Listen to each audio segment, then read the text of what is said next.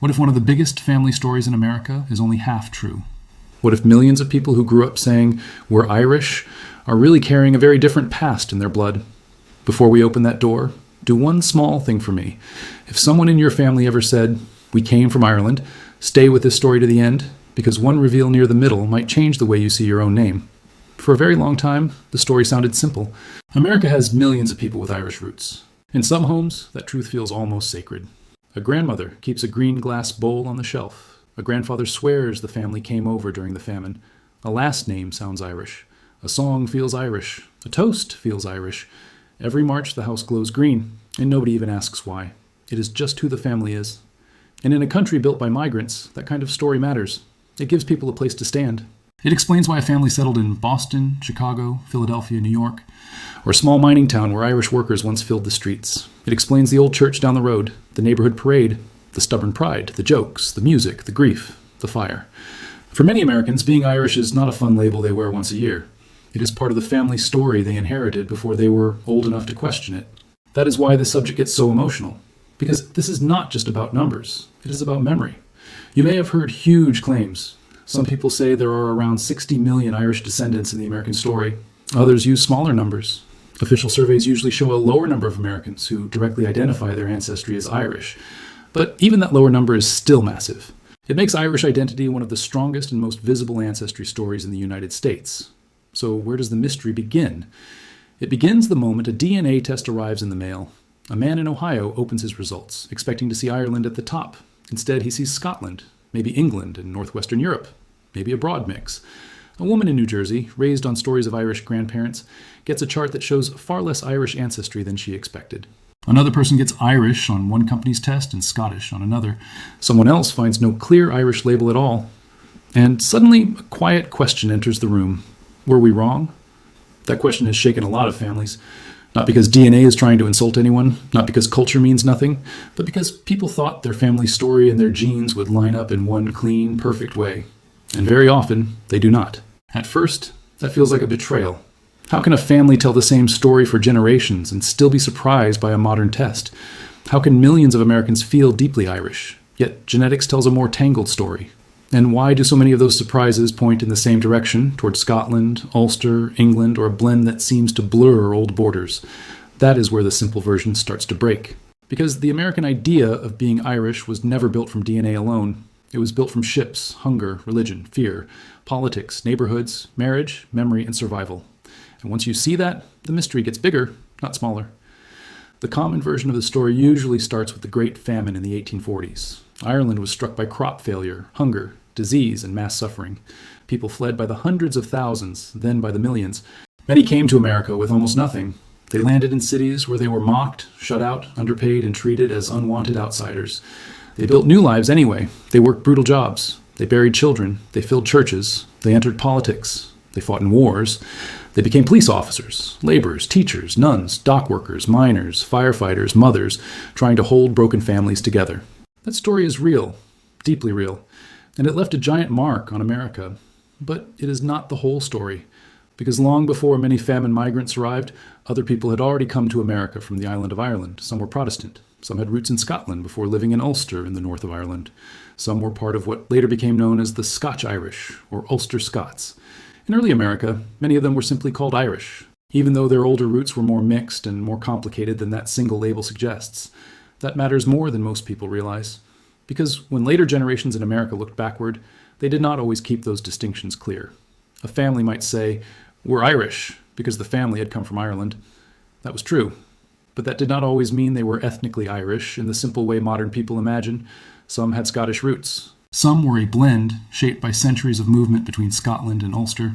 Some mixed with English lines, Welsh lines, and older Irish lines through marriage over generations. In other words, a family story could be honest and still be incomplete. And that is our first big clue. The label Irish in America often described where a family came from last, not every thread that made the family what it was. That is why DNA results can feel so strange. They are not always correcting a lie. Sometimes they are revealing the older layers underneath a story that was already simplified by history. If this is touching something personal for you, leave a single word in your mind as we go. Roots. Not for the algorithm, for yourself. Because by the end of this story, that word may mean something different. Now here is where the science adds tension.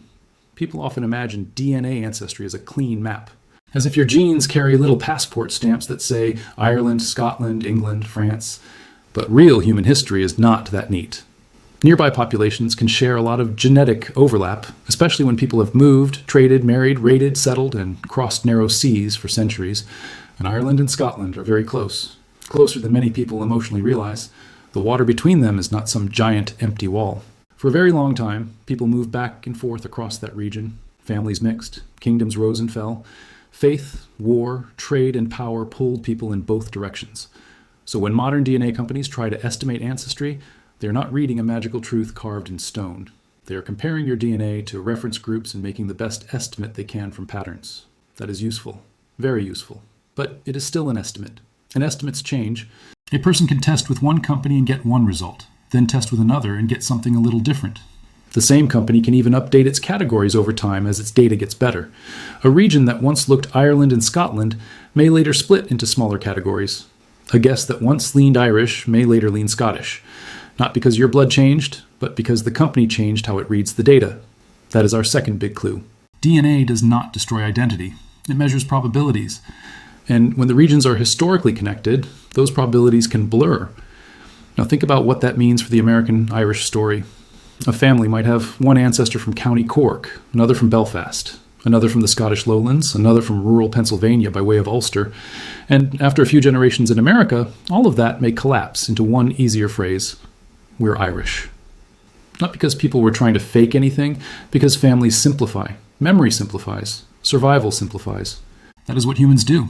When people are poor, busy, grieving, moving, or trying to fit into a harsh new country, they do not always preserve every detail for future genealogists. They keep the pieces that matter most: the place they left, the church they joined, the songs they carried, the pain they remember, the label that helped them find each other in a strange land. Sometimes that label was Irish even when the bloodline was mixed.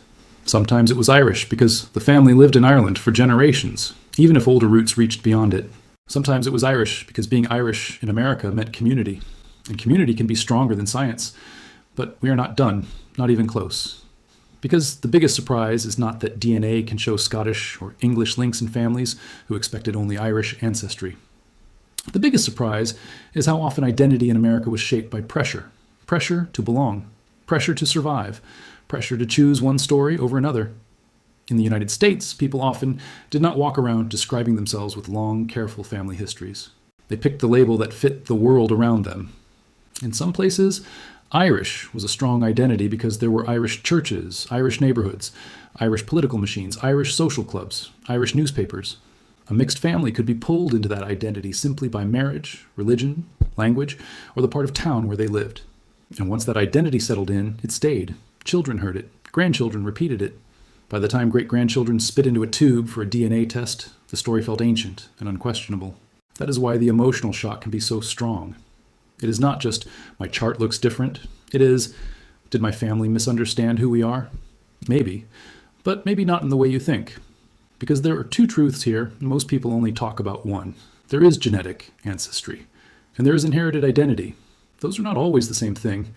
A man may have only a slice of DNA that points clearly to Ireland, yet grow up in an Irish Catholic family, in an Irish neighborhood, with Irish songs at funerals and Irish names in the graveyard. Is he not Irish in some meaningful way? A woman may have more Irish DNA than she ever knew, yet never heard a single family story about Ireland. Is she more Irish than the man? Genetically, maybe. Culturally, maybe not.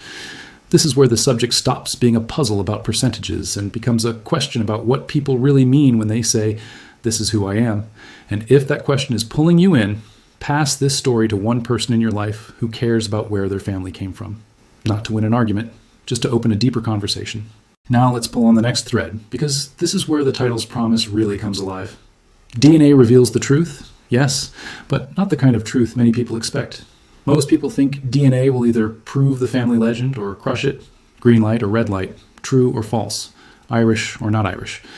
But the real truth DNA often reveals is that ancestry is layered. It reveals that bloodlines do not obey modern labels. It reveals that identity can be inherited through story as much as through genes. It reveals that one generation's Irish may actually hide older migrations from Scotland into Ulster, or centuries of blending on neighboring islands, or a family line that chose one name for itself because that name carried meaning in America.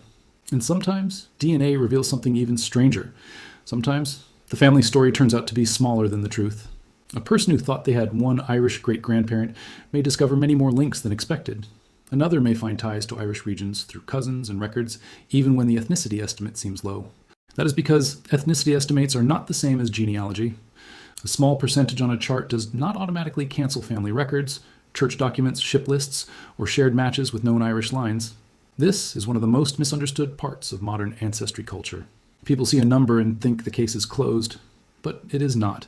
A chart is not a courtroom verdict. It is a clue, and clues have to be read in context. Imagine standing in an old attic with only one flashlight. DNA is that flashlight. It can reveal shapes in the dark. It can point you to a trunk, a letter, a photograph.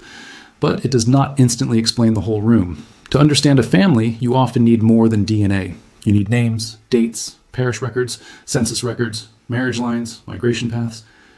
You need to know whether an ancestor came from rural Ireland, from Belfast, from a Scots-Irish community in Appalachia, or from a city family that married across several backgrounds over time. Without that context, DNA can confuse people as much as it enlightens them. And now we reach one of the most fascinating hidden tensions in all of this. For centuries, the island of Ireland itself held many identities inside it. Religion divided communities. Politics divided them. Colonial power changed names, power, land, and loyalty. Some families saw themselves as Irish in one way, British in another, Scottish in another, and local in ways outsiders would never understand. So when their descendants later crossed an ocean and became Irish in America, they were carrying a history that had already been blended, argued over, and reshaped before they ever set foot on a ship. That means a person in America can sincerely inherit an Irish story that began in a much messier world than family lore admits. That is not a failure of memory. It is a sign of how real history works. History does not arrive neatly labeled. It arrives torn, mixed, and half-remembered. And yet, through all that mess, one thing stayed powerful. The feeling. The feeling of Irishness in America became bigger than paperwork, bigger than percentages, bigger than exact borders. It lived in accents that faded slowly over generations, in rosary beads, in union halls, in boxing gyms, in wake rooms full of laughter and tears, in songs about leaving home, in the idea that suffering could become strength, in the fierce pride of people whose ancestors were once treated like they did not belong, and who decided they would belong anyway. And that is why the DNA question cuts so deep, because it touches a living identity, not a dead file. But we still have one more curiosity loop to close, and this may be the most important one of all. If DNA cannot give a simple yes or no, then what exactly is the truth? Here is one answer. The truth is that many Americans who believe they have Irish ancestry do have some kind of real connection to Ireland, but that connection is often more complex than the family version suggests. The truth is that official counts of Americans who identify as Irish ancestry are huge, but often lower than the biggest popular claims people repeat. The truth is that some families who say Irish may actually be tracing ancestors from Ulster Scots lines, mixed British and Irish lines, or older crossings between Ireland and Scotland that DNA struggles to cleanly separate.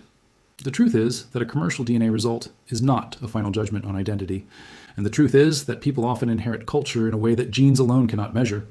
That last part matters more than we usually admit. Think about adoption. Think about stepfamilies. Think about children raised by grandparents. Think about neighborhoods that shape a person more than biology. Human identity has never been made by DNA alone. Blood matters, but so do stories, rituals, language, loyalty, pain, and love. A person can be less Irish in their genome than they imagined and still be standing inside an Irish family legacy that shaped their life in real ways. At the same time, DNA can also humble people. It can remind us not to make identity a costume, not to wave a label without understanding the history underneath it, not to turn ancestry into a party theme while forgetting the hunger, exile, labor, and discrimination that gave that identity weight in America. That is another truth DNA quietly forces into the room. It asks whether we want romance or reality, because reality is harder. Reality says your family may not fit the myth on the mug, the shirt, the parade banner, or the St. Patrick's Day joke. Reality says your line may run through Belfast and Glasgow as much as Cork or Kerry. Reality says your ancestors may have used Irish because it was the closest available word, not the final perfect one. And still, reality can be more beautiful than myth, because the real story is not thinner, it is deeper. If you've made it this far, ask yourself something honest. If a test changed your family story tomorrow, would you feel curious first or hurt first? That answer says a lot about what ancestry means to us. Let's go even deeper. Why do people hold so tightly to old ancestry labels in the first place?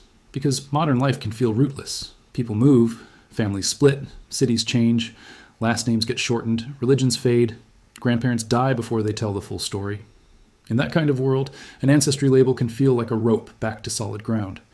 We're Irish is not just information. It is belonging. It is a small answer to a giant human question. Where do I come from? So when DNA adds uncertainty, it can feel almost cruel. But maybe uncertainty is not the enemy. Maybe uncertainty is an invitation to ask better questions. Not just, what percent am I? But who were these people? What did they survive? What did they leave behind? What name did they choose in America and why? What got forgotten? What got protected? Those questions lead somewhere richer than a pie chart ever could. Picture an ancestor arriving in America with worn shoes, no power, and no promise. Do you think that person imagined a future where their descendants would debate tiny percentages on a glowing screen? Probably not. They were thinking about food, rent, work, family, survival, dignity. They were trying to hold on to enough of themselves to keep moving. So maybe the deepest truth DNA reveals is not that family stories are false. Maybe it reveals how brave those stories were, how they carried memory through confusion, how they kept identity alive even when details slipped away. And yes, sometimes DNA forces correction. Sometimes a cherished claim turns out to be exaggerated. Sometimes a family that proudly called itself Irish for generations finds out the line is more Scottish, more English, more mixed, more uncertain than anyone expected. That can sting, but it can also free people from shallow versions of heritage. It can push them toward the real story. And the real story is almost always more human, more migration, more blending, more survival, more change, more truth. By now, the mystery at the center of this topic looks very different from where we started. We began with a sharp claim. Millions of Americans believe they have Irish ancestry. DNA reveals the truth. That sounded like a coming showdown, as if science would walk into the room and expose a giant fraud. But that is not what happens. The truth is not a trapdoor. It is a mirror with more than one reflection. In one reflection, DNA shows that popular ideas about Irish ancestry in America can be inflated, simplified, or genetically messier than people realize. In another reflection, history shows why so many people inherited the Irish label honestly, even when older roots were tangled. In another, culture shows that identity can live through memory, faith, language, and community, even when genetics tells a more mixed story. And in the final reflection, something deeply human appears. We do not just inherit blood, we inherit meaning. So what should a person do if their DNA results seem to challenge the family story? Do not panic. Do not throw away the old photographs. Do not laugh at the people who came before you. And do not worship the chart either. Hold both things at once. Respect the story. Question the story. Then go looking. Look at records. Ask older relatives. Study where the family lived. Learn the difference between Irish, Scots-Irish, Ulster, Catholic, Protestant, county identity, migration routes, and the strange ways America simplified them all. Let the truth get bigger, even if it gets less tidy. Because tidy is overrated. Tidy gives you a slogan. Truth gives you your people. And your people were never just a category on a website. They were flesh and breath and fear and hope. They crossed water. They made choices. They buried losses. They married across lines. They changed names. They kept some memories and dropped others. They built a life so that one day you could sit here, generations later, trying to piece them back together. That is not small. That is epic. And maybe that is the final twist in this whole story. The DNA test does not reduce your family. It expands it. It tells you that your past may be wider than the label you grew up with, that the story may stretch across Ireland and Scotland, across ports and parishes, across identities people argued over long before you were born. That what felt like one road may actually be many roads braided together. If that is true, then the question is no longer, was my family lying? The question becomes, am I brave enough to know them as they really were? Share this with the person in your family who keeps the old stories alive, because they may not be wrong. They may just be holding one chapter of a much larger book. And here, at the end, is the idea that stays with me. A DNA test can tell you where pieces of you may have come from. History can tell you how those pieces moved. But only memory can tell you why those pieces still matter. So yes, millions of Americans believe they have Irish ancestry. Some do, clearly. Some do in ways more tangled than they knew. Some may be carrying a story shaped by Ulster, Scotland, Britain, or generations of mixing that family lore flattened into one word. DNA can reveal that. But it also reveals something else. Identity is not a courtroom where one result destroys a lifetime of belonging. It is a long conversation between blood, memory, and meaning. And sometimes the truth is not that your family story was false. Sometimes the truth is that it was trying, in the simplest words it had, to protect something too big and too complicated to say any other way.